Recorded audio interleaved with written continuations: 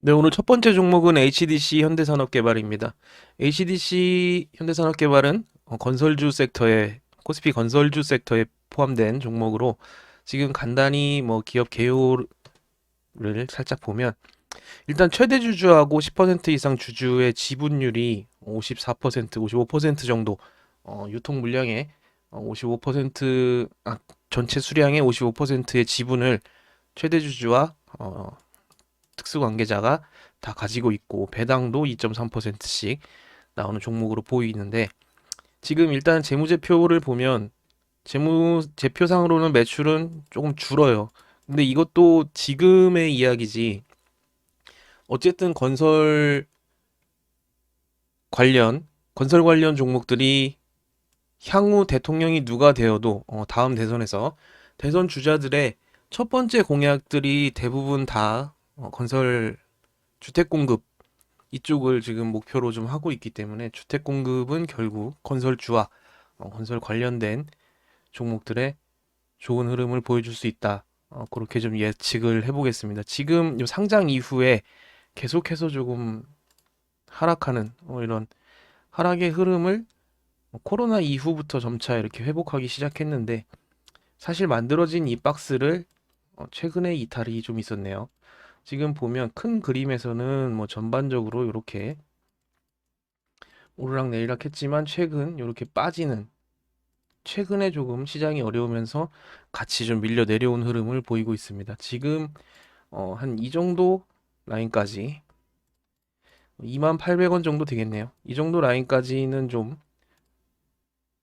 한번 쭉 뺐다가 갈 수도 있는 그런 위치라고 좀 보여지는데, 지금 전체적인 흐름이 아직 뭐 완전히 아래쪽으로 돌아갔다라고 보기는 어렵고, 물론 그 기존에 가지고 있던 이 흐름을 이탈하긴 했지만 지금 보시는 것처럼 이런 지금 최근에 이런 맥락을 갖는 종목들이 굉장히 많거든요.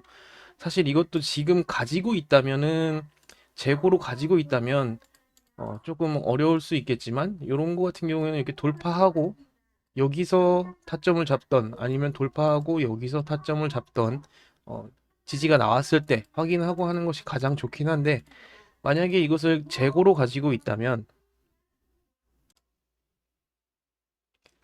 우리가 HDC 현대산업개발을 재고로 가지고 있는 입장이라고 좀 생각을 해보자면, 일단 첫째로 지금 만들어진 이 바닥 라인을 당연히 이탈하지 않는 게 좋습니다.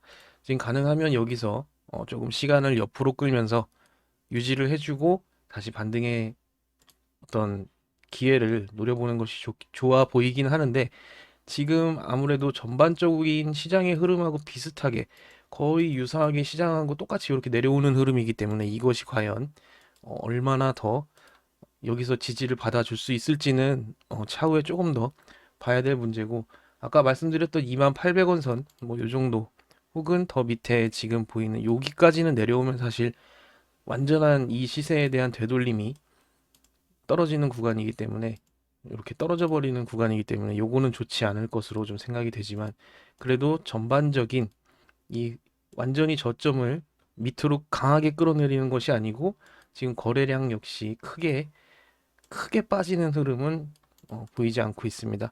장대 양봉으로 크게 거래가 실리면서 빠져나간 것도 아니고, 또 최대 주주의 지분율이 높다 보니 지금은 여기서 유지가 좀 되면서 이 구간에서 유지를 시켜주고 옆으로 행보하고 이 수렴을 탈출한 후에 지지가 다시 나오는 구간이 하나 다시 생길 것으로 좀 우리가 예측을 해볼 수 있겠습니다. 지금 만약에 이 흐름을 타고 그대로 시장의 흐름과 유사하게 좀 떨어져 내린다면, 다음에 지지받을 수 있는 구간을 우리가 좀 예측을 해보자면, 다음 구간은 뭐 가까이에는 이 구간이나 어, 이 정도 구간까지도 좀 볼 수는 있겠습니다.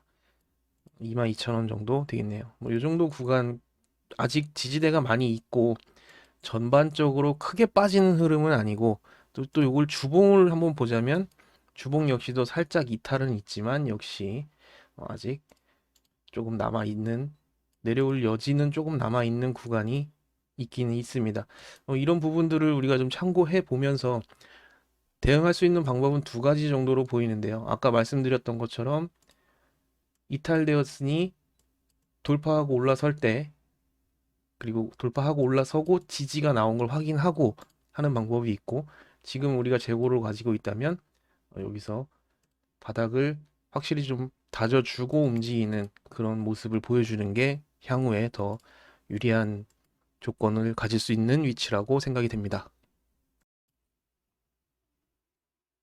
두 번째는 써니전자입니다. 써니전자는 안철수 국민의당 대표 관련주로 좀 거론이 되고 있는 종목인데, 오늘 아침에 안철수 국민의당 대표의 대선 출마가 뭐 임박했다라는 기사도 좀 보이긴 했습니다. 지금 단기적인 흐름을 좀 보자면 마찬가지로 이렇게 하락의 흐름은 돌파가 되었다라고 좀 볼 수 있겠습니다.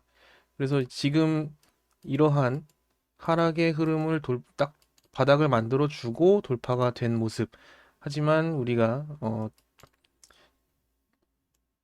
대응해야 되는 가격대를 좀 정해보자면, 지금은 양봉으로 계속해서 급격하게 좀 올라가고 있기 때문에 지금 이 흐름이 계속해서 유지된다고 보기는 좀 어려울 수 있습니다. 그렇기 때문에 이 단기 급등의 흐름이 꺾이는 이 지점 정도를 우리가 우리한테 가까워졌을 때, 내가 손해를 줄일 수 있는 구간을 타점을 잡아서 우리가 관심 있게 좀 지켜보는 것도 하나의 방법이라고 좀 볼 수 있겠습니다. 60일선과 20일 이동평균선이 가까이 이렇게 붙어 있는 이 라인 정도가 우리가 손실을 적게 가지고 가면서 기회비용을 살릴 수 있는 그런 구간이라고 좀 생각이 됩니다. 지금 수렴을 돌파했기 때문에 눌림목에서 잡으면 더 기대치는 조금 더 높다고 좀 보여줄 수 있겠습니다. 물론 이쪽에서 지금 매물 회수를 하고 있는 중인데 위에도 조금 매물은 있습니다. 240일 이동평균선까지만 가더라도 밑에서 올라왔을 경우에는 기대 수익이 나쁘지 않은 정도로 좀 보여지기 때문에 어, 정확하게 뭐 조금 더 흐름을 봐야 알겠지만, 이 흐름이 정상적인 범주 안에서 예측 가능한 수준으로 움직인다면 더 좋은 흐름을 꾸준하게 가져갈 수 있을 종목으로 생각이 됩니다.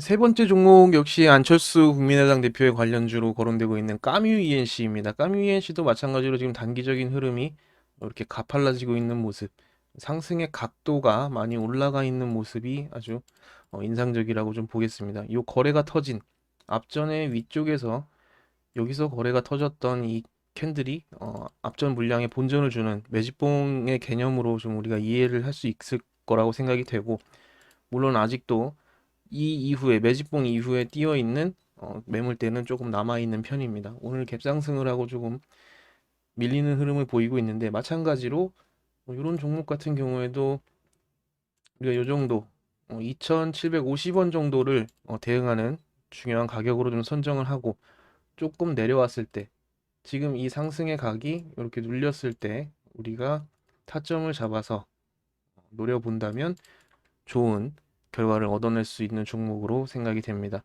하지만 시장이 좀 어렵고 또 정치인과 관련된 종목이기 때문에 만약에 돌발적인 상황이 나타날 경우에는 우리가 민감하게 좀 대응하는 방법을 사용해야 할 것으로 생각이 됩니다.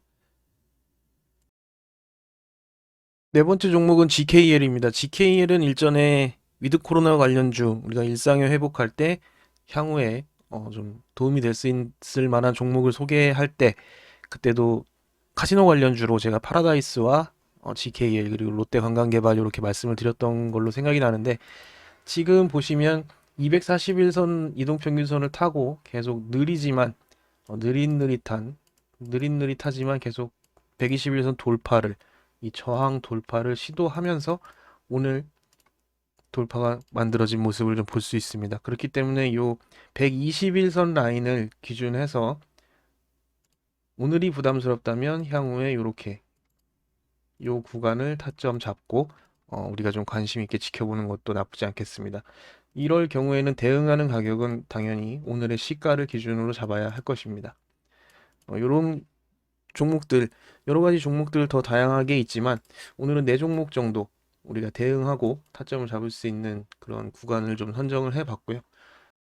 근데 종목이 이제 시장을 역행하고 이 밀리지 않는 강함을 보여주는 종목들이 좋기는 한데, 시장이 전반적으로 많이 좀 어려워진다면 그 역시 이 하락의 흐름을 언제까지고 계속해서 이탈하기는 역행하기에는 조금 어려움이 있기 때문에 시장의 방향성을 항상 확인하고 나에게 유리한 매매를 하는 것이 좋겠습니다.